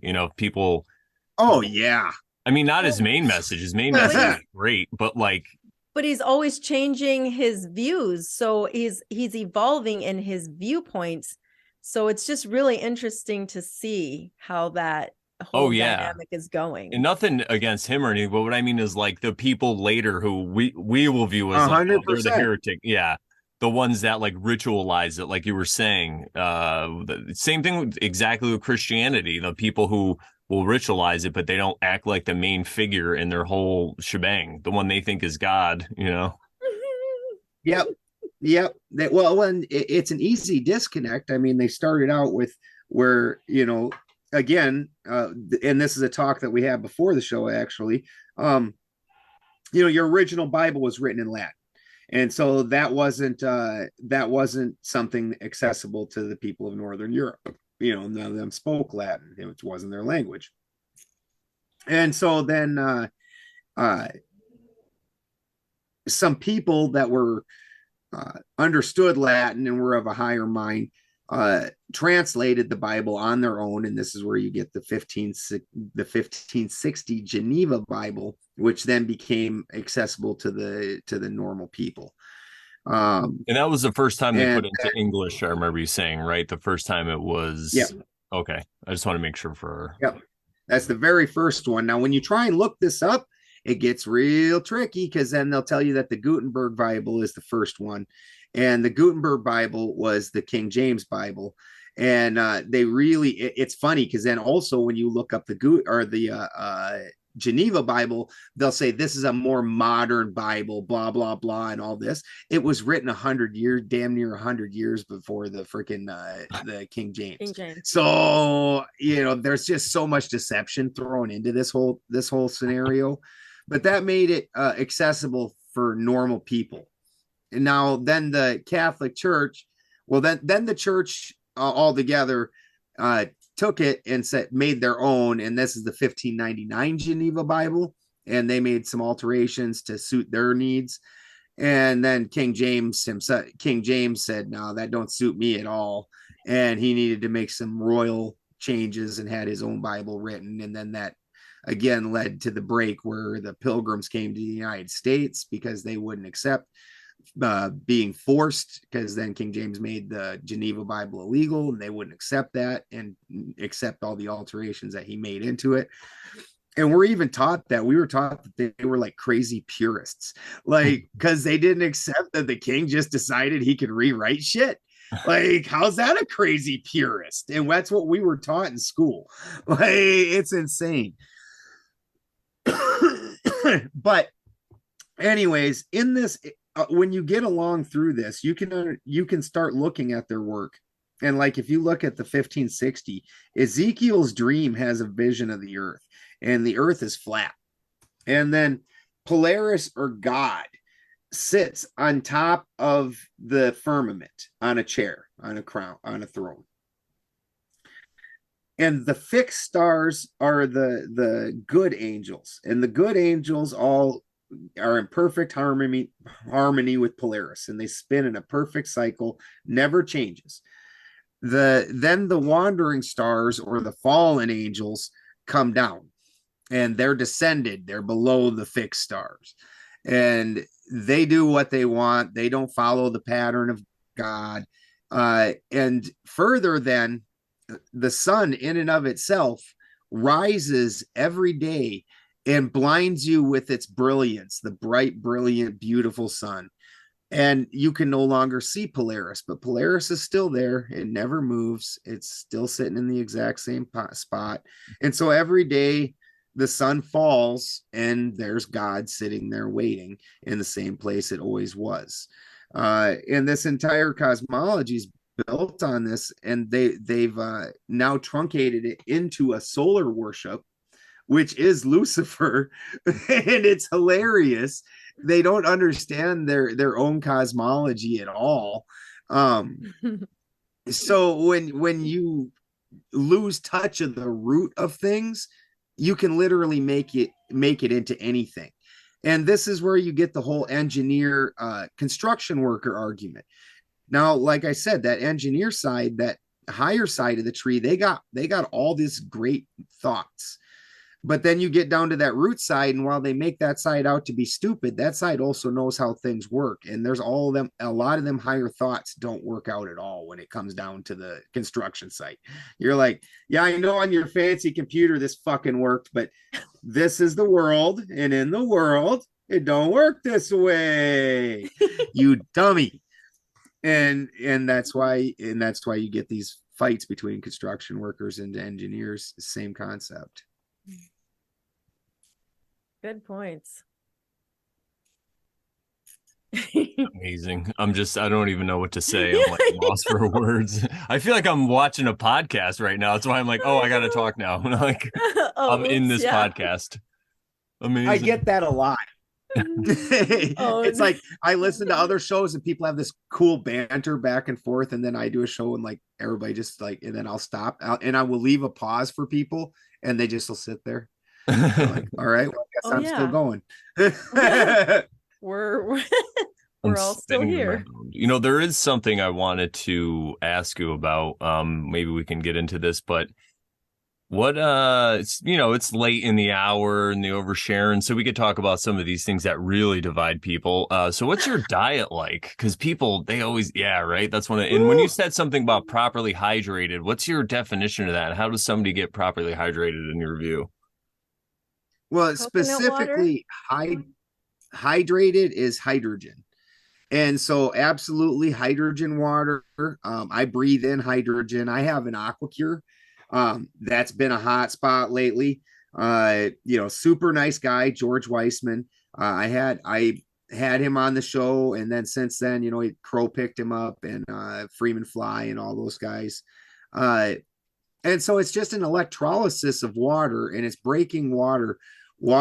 Since we're on the controversial side, water is motherfuckers. I'm just kidding. Yeah, you got your H, and then O.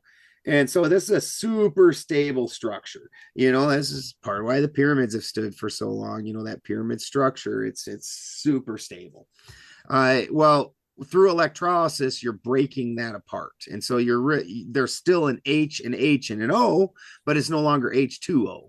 And so what's going on is in your body, some of the water that you're drinking is just doing different processes. Some of it's just basically being used as a filtration system to, carry out waste.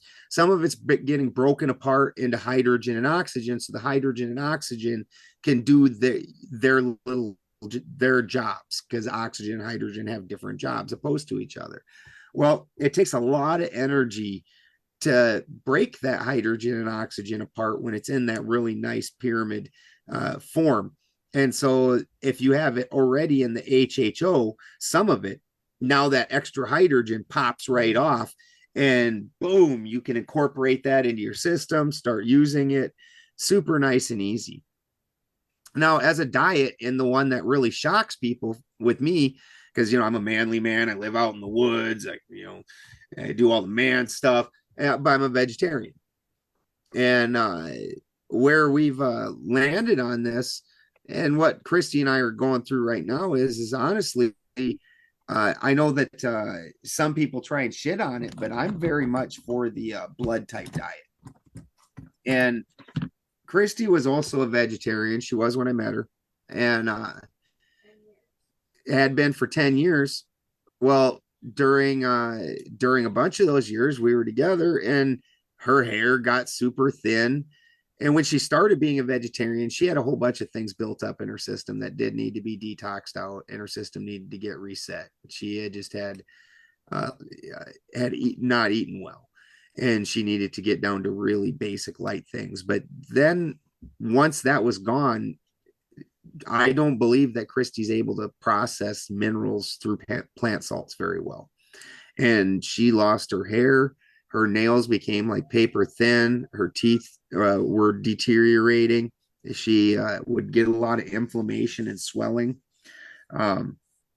which appears to be like an oxalate poisoning type thing, where she was eating way too much leafy things and taking in way too many oxalates, and her body doesn't process that well.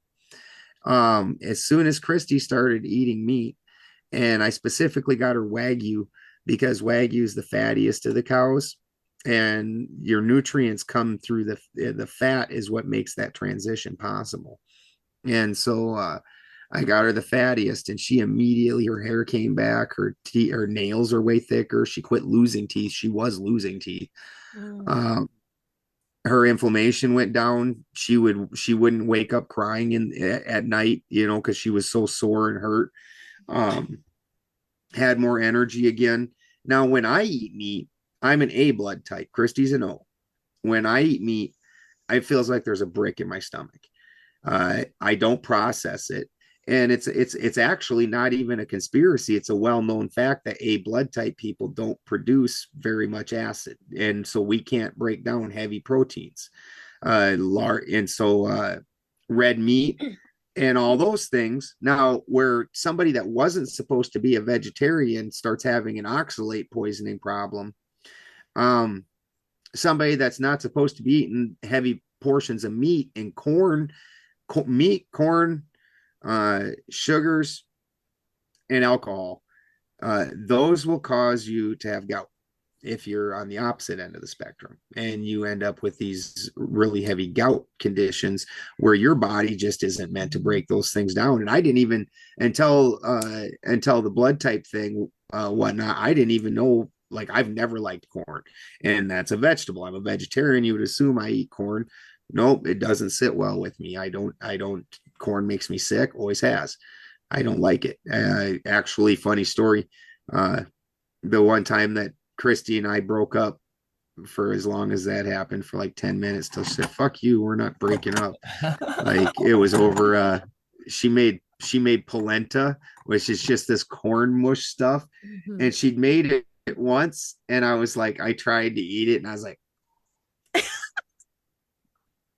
I took chips, because she didn't serve it with chips. I just went and got some chips. I'm like, it's not horrible. It's tip. And then the second time, I'm like, I don't like this stuff at all. And then the third time, I was like, you know what? Done. We're done. You fucking served me polenta too many times. And now it's a joke, it's like, three polentas is the breakup. That's over. Well, I know if I ever want a divorce, how I go about yeah. Yeah, she says if she ever wants a divorce, she's just going to serve me polenta. She knows the breakup routine. Exactly. Hilarious. Exactly. That's crazy. So, yeah. Go ahead. No, go ahead. And so with all. Go ahead. No, you go ahead. I'm going to take a drink. You go ahead. I was just going to say that I'm also O, like she is. And when I was growing up, I told my mom, I was like, I told her two opposing statements, but I basically told her, I don't know how anyone could like not eat meat, because I was just a meat eater. And Right. and like I have gone through phases where I try to, well, maybe I don't even try sometimes. Like I'll just like, maybe I didn't eat that much that day, and I just maybe ate a little bit of meat, but I'm, maybe I ate more veggies or more something like that, something that wasn't meat. I'll wake up or I'll go to sleep and I'll feel it in my body. Like my legs will feel like atrophied, and I'll just feel tired and like I didn't get enough to eat. And I notice it, and I'm just like, I didn't eat enough meat today. So it is noticeable. And I just always wondered, like, is it me or what is that? But I guess it's a thing. From what I understand from the blood type diet thing, O's require substantial, high protein, dense proteins, or else you guys just don't do well at all. Yeah. Christy was same thing. And because she'd done it. Eat things that aren't on, like, I notice it right away. If I eat too much like bread or pasta, like I don't like those things anyway, naturally. Mm-hmm. But if I like don't feel like cooking separate for me in a day, and I eat what you guys do, I feel awful. Yeah. Where like if we went to a barbecue, it was the weirdest thing. Even though Christy was a vegetarian, you could just see it. Like as we're walking in, and that freaking dead animal flavor hits her fucking nose. She just like starts salivating. Why can't I eat hungry. this? Yeah, and like when I walk in, to me, I literally cooking meat smells just slightly different than a dead animal that sat out in the field for 2 weeks. Oh, wow. It still smells just to me like a dead animal. I'm like, wow. Interesting. Gross. Yeah, I don't like it at all. I will go sit on the other side away from the smoke because it just smells to me like there's a dead animal. I'm like, oh, wow. Why are you doing that? Was it really kill? What's Brandon's blood type? Oh, you too. I think O positive or whatever, but yeah, and me too. All this stuff you said about meat really resonates. I went through a period of time where I didn't eat meat unless it was like somebody killed it or whatever, probably for like about 2 years, but I don't think that I suffered these consequences because it wasn't long enough. Like you said, I was probably detoxing from something else, and I had so much meat in my system or whatever it was. But now I'll enjoy some meat from time to time. I try to get like grass fed, like you said, fatty, stuff like that. Do you natural, eat no hormones?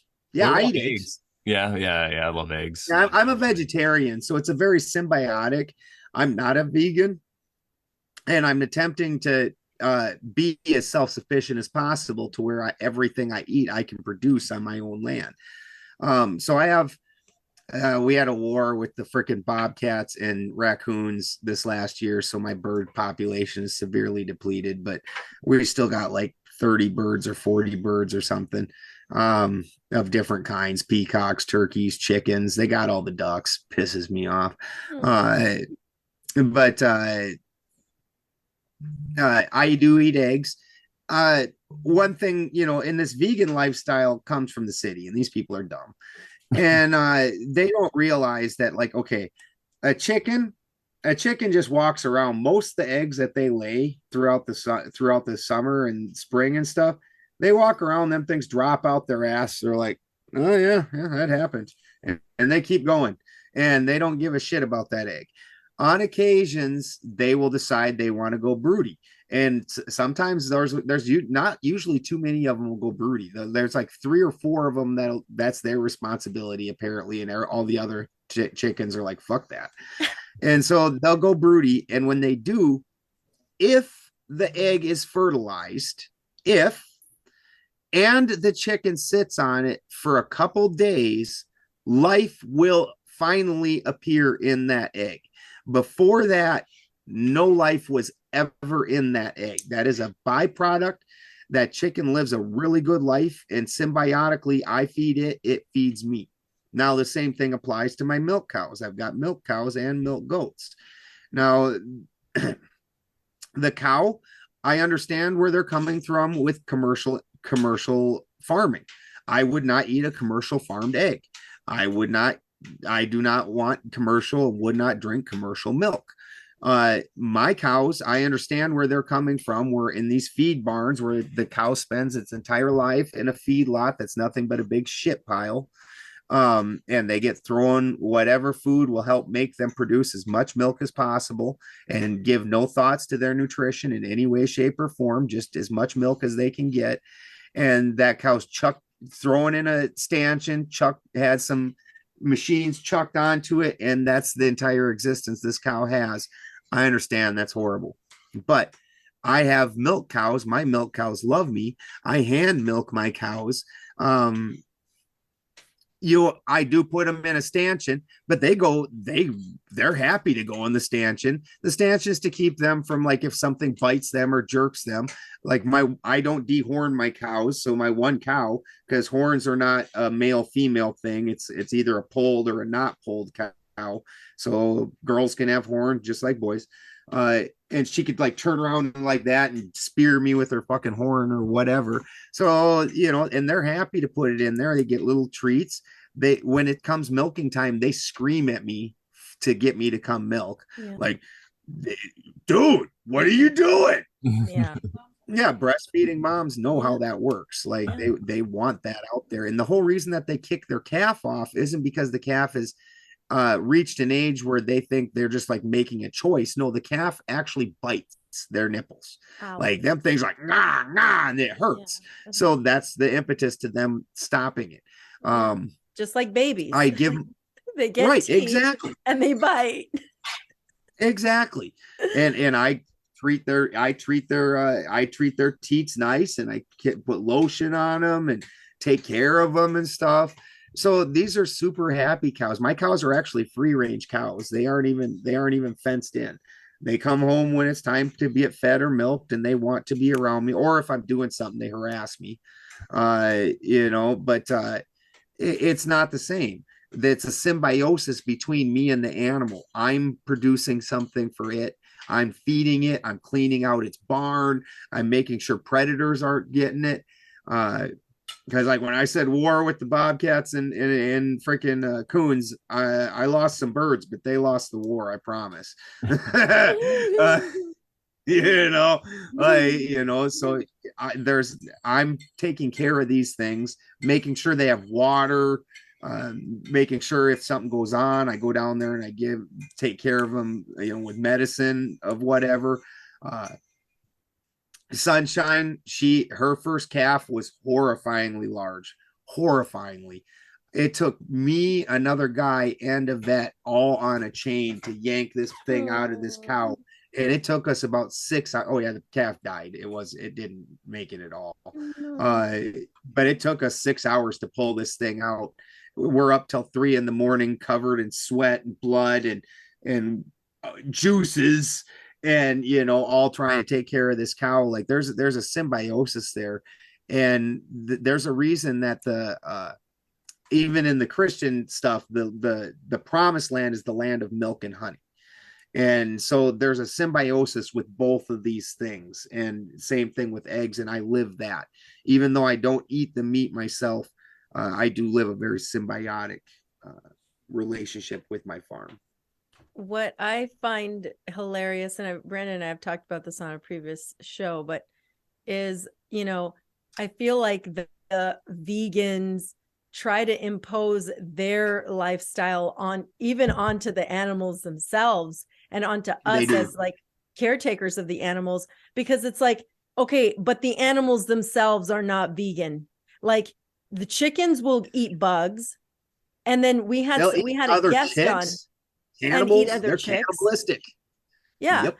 And then the cows will eat their own placentas, allegedly, we've heard from other people. So it's like they eat meat too, for crying out loud, Well, in the placenta, there is programming. So inside the placenta is every disease that line of cows has ever had. And when the cow eats the placenta, it transitions that from being part of the mother system to being part of the child system, because then it goes through the digestive tract of the cow and gets represented. Instead of before, it was basically the mother system supporting this. Now this is your system, and it reprograms the baby through the mother's milk via the placenta of the different genetic markers that have happened throughout that thing's life. This is where you get the epigenetic memory from, things like that. Yeah, very interesting. Yeah. Some And they'll bite stuff. the fuck out of your finger.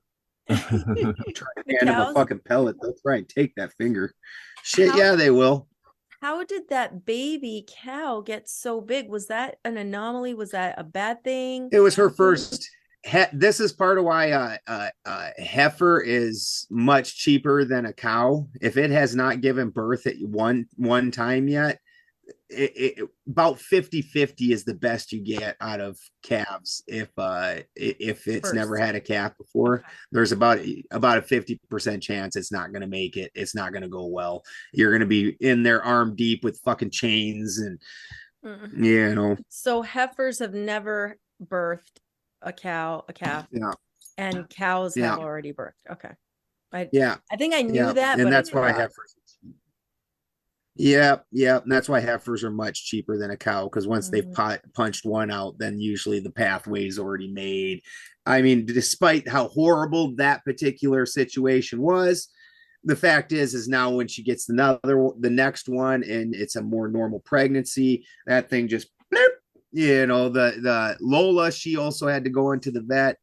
Her, I took into the vet because we wondered if my bull wasn't throwing too big a calf, but that wasn't the case. Lola has a small vulva. Jesus, it's pouring. Lola has a small vulva, and so because of that, I took her in, and lucky Odin, right? But I took her in, and then they had trouble. And the second time around, you know, I wasn't even home. She had already done it by herself. You know, as soon as she went into real labor, she popped it out. It was all good to go. Same thing's going to apply with Sunshine. So, but that first one's terrible, usually. Yeah, it's horrible experience mostly. Yeah. So did you guys have some veal, or what would you do with the calf if it died? At the time, Christy was not eating meat. This has only been, about 8 months, probably? That was before we moved here. But I'm saying you've only been eating meat like 8 months. Yeah, it's about that. 8 months or so she's been eating meat. This was 2 years ago that this happened. Right around 2 years ago.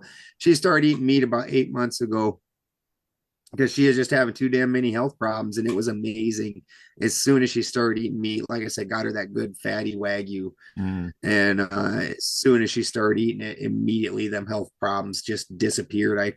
I suspect that Santos Bonacci's crazy ass, if he maybe ate a steak, he would start not looking like he's held the One Ring for 5 or 6 years now. He's turning into Golem. Oh my God. Oh God, poor Santos. He went poor little guy. Yeah, well, he's held the One Ring for too long. You can see it. His eyes are getting big. Very, very. You know, he's got his precious little thing on his little patch thing, whatever the hell. It only lets in the light, my precious. He's turned into gold. Poor Santos. That is a very interesting analogy. I didn't even see that. Like, yeah, he went after George, and George's son. And the funny thing is he's sitting there screaming at how George's machine is so horrible for your health. And George, if you see him, who's quite a bit older than Santos, he's like glowing and looks like insanely healthy. And then you see Santos, like, you're like, holy shit, Skeletor, settle down. Skeletor. Like, settle down, Beavis. Yeah. Oh man, amazing. It's hilarious. Exactly. Sorry. I really like what you were saying though about the diet, because that makes the most amount of sense to me. I really think everybody kind of has a different approach to it, or a way that it should work for their body, just like cosmology, same thing. And I think what happens is people just get locked into, they don't feel confident. They need validation from other sources. So they want to force the sources to line up with them, or the people around them, or to line up with the people around them as well. So they just freak out. 100%. Once you realize that it doesn't matter. And the other thing about diet, I noticed when you talk about diet, like I lost a lot of weight in the past, it was about 10 years ago, I lost a lot of weight. And, it was about 30, 40 pounds, but you could see it in my face a lot, and everybody would ask me what I was doing. And when I told them, they would just kind of take it personally, because I told them I basically quit eating wheat and bread, and they would be like, I can never. And I'm like, I didn't say that you should, but I'm just telling you, that's what I did, and so it's like a landmine. It's funny though. Hold on, straight up. I even have pictures in my phone, and I can read a couple things. It's super fucking interesting. Okay, so oxalic acid, it's a useful acid, but there's a bacteria that breaks it down, and forms the first of a series of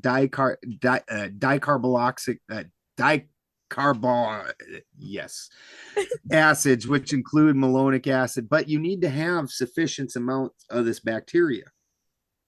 So people that are prone to having problems with breaking down leafy greens and potatoes and things like that, they don't have a lot of this microorganism inside them. It's just not there. And so what happens then is this too much of this oxalic acid will crystallize, and it'll bond to calcium in your bladder. And those are the people that end up getting kidney stones and bladder stones a lot. And it ends up causing a whole lot of problems. Well, they should have been on a more heavy meat diet. Now, when you flip it around, and that's again more of a type O thing, when you flip it around, I download too damn many things on my phone.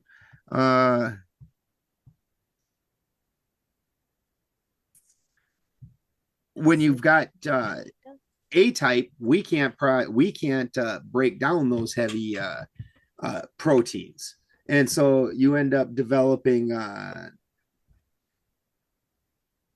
Can't seem to find it. It starts with a P, but there's something that needs to be broken down, and it starts with a P when you're eating meat, and A blood types just don't produce it, not very well at all. And then another super interesting thing, do both of you two have really sharp eye teeth? Your teeth out here are really sharp and pointy. Yeah, see, yours are pointy. I could see it from here. Like Christy had when Christy was a child, they ground hers down because they were so pointy. Like my teeth are dead flat. Okay.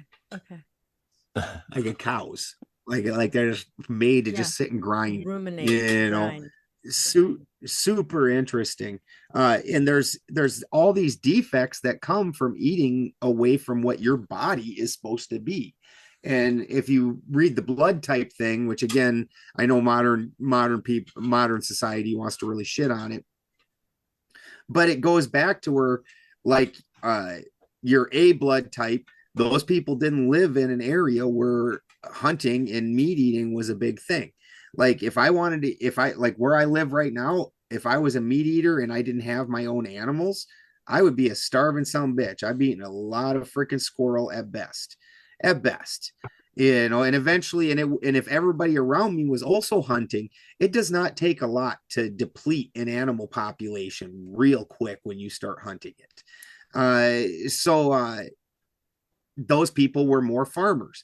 Well, then you look at like the plains Indians who lived out on a plain where growing was not so easy. They just followed these giant herds, and of course these people are used to eating a lot of meat, and their bodies micro evolved to suit that living environment. Look at the Eskimos too. The Eskimos or whatever, the Inuit, they just basically survive on whale blubber. It's like right. And they might even be there's even a AB is, they call it the blood and milk and they apparently survive really well on blood. Like, Oh, so the meat and stuff that they eat needs to be really raw. Whereas opposed to some people, you eat too raw meat, your body's like, no, we're tanking the system. So it's just super interesting. Well, that one size fits all diet, you see, like you said, I totally agree. People find validation and find truth through other people somehow. So they don't feel like they can live a completely alternative way and be completely okay with it. Like, my wife eats a different diet than I do. So what? yeah. Easier for me when it was the same. Yeah, it was easier for her. She liked it better when she for the cooking. When she didn't have to cook her own separate meal. That's great. I think that kind of brings us back full circle, because I believe it's the same thing with cosmology. It really is whatever works for you, I guess you could say. And not in a new agey way, but people that watch the show that are still watching now, I think they get what I'm talking about. And I think we should give a shout out to the chat, because when we premiere these every Thursday night at 8:33 p.m. Eastern Standard Time on YouTube, we have a nice little chat going. So thank you guys so much for showing up in the chat. Make sure you hit the like and the subscribe and the comments and all that stuff. Last show we did with Grounded Extracts, Najla and James, we've gotten a really good response from that. So I'd like to shout out all the new people who were here. Yeah, they really are. Too. Yeah, they're amazing. So shout out to them and all the people that are watching because of that. It's amazing. Well, Sharon, looks like we probably of hanging out with them for a little bit during Flinttoberfest. Yeah, we talked about that. Yeah, they told us about that. Yeah, that's amazing. Yeah, we asked them about you. But yeah, like Crow says, we're getting to the top of the hour, a second hour. Yep. Is there anything else that you want to share? I always put out a whole lot of information, so it's always a whole lot to chew down. But at the end of the day, the biggest thing that I want people to do is do it themselves. The cosmology I'm building is based off of things that I can do in the lab and things I experience and see. And there's definitely an objective reality, and the objective reality has certain small sets of rules, but inside of that objective reality, the subjective reality has a lot of room to roam, and mine is not yours. So go do your thing. Absolutely. I concur. Amazing. And where can people find you if they want some more of this lovely gravy? Benjamin Balderson on YouTube and all the podcast apps for the first hour. If you want the second hour, you have to come on over to Rockfin. I don't put my stuff on premium, so that is still free, but Benjamin Balderson on Rockfin. All right, amazing. And people could find us at morelawsmoreproblems.com. Click on the Over Sharon tab. It's my website I've had for 10 years now, so go check it out. You can read my blogs from even 10 years ago and see what a legend I was even back then. But what else was I going to say? Oh, yes. Also, you could find us on Podbean. We're on several different apps there and platforms. So check us out, and on Telegram too. So yeah, make sure you keep over Sharon. And what do we say to the good people, Sharon? That once you start over Sharon, then you then you totally stop being a Karen. I was happy because I remembered it and I just couldn't. Yeah. I was like, I remembered it this time, but then I couldn't pull it off. I had the one thing to do. No. All right, guys. We'll see you next week. Oh, go ahead. We're going to say something. In one of my stories that I talk about, like after Ragnarok, man and woman come back from the dirt, which is a whole nother hour worth of talking, that entire subject. But Lef and Lefrasir are is the man and woman, and Lefrasir, I had to pronounce that for like 4 days in a row, just walk around damn near doing a litany on it to try and not stumble it. I'm like, wow. Yeah, that's what happens though. When you get so excited, you have all these like, yeah. I'm like that. I'm always talking backwards too, but it's fun. We're saying things out. All right, everybody. We'll see you next week. Take care.